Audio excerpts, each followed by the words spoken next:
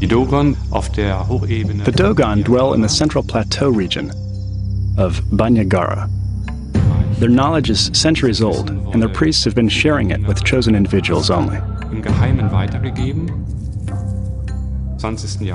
1920s, French anthropologist Qu'il and ethnologist Dieterlen visited the tribe and were invited to share their secrets. But one secret stood out.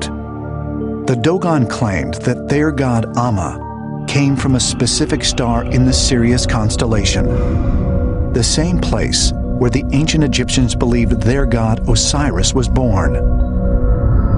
This star, which modern astronomers refer to as Sirius B, the Dogon called Potolo. But what baffles experts is that the star is so far from Earth, it's impossible to see with the naked eye. I was very intrigued by this, by the way. I mean, the Dogons should not have known about the existence of this star. Sirius is the second nearest star from our solar system. It's 8 light years away. In fact, it's not even visible with standard telescopes. It was first seen, literally seen, and photographed in the 1970s. Modern science has corroborated that Sirius B does indeed exist. Problem is, the Dogon knew about this before modern science corroborated it. I mean, that's spooky. Measurements taken with the Hubble telescope in 2003 have confirmed that Sirius B is what's known as a white dwarf, or a partially burnt-out star with extremely dense mass. Although it is smaller in size than Earth, it's estimated to weigh 8 times as much as our Sun.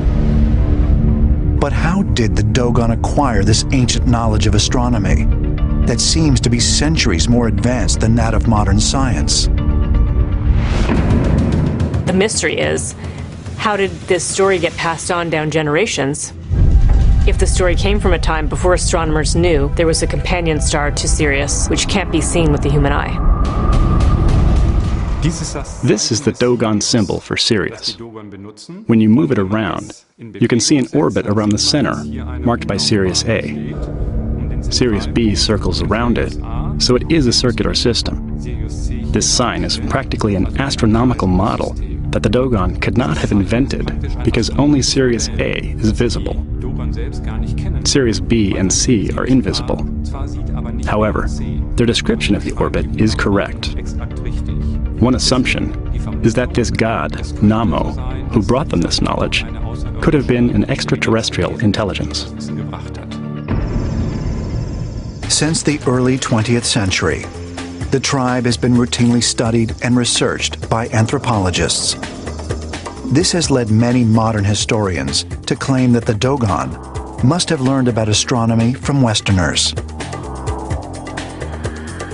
The Dogon mythology is so fluid that when science confirmed something that they might have believed in antiquity, it might have just been sheer coincidence, or it could have been a conflation. That is, they heard, because it's an oral culture and because the mythology is so fluid, they heard something that someone said about this star in relation to another star, and they just grafted that into their mythology.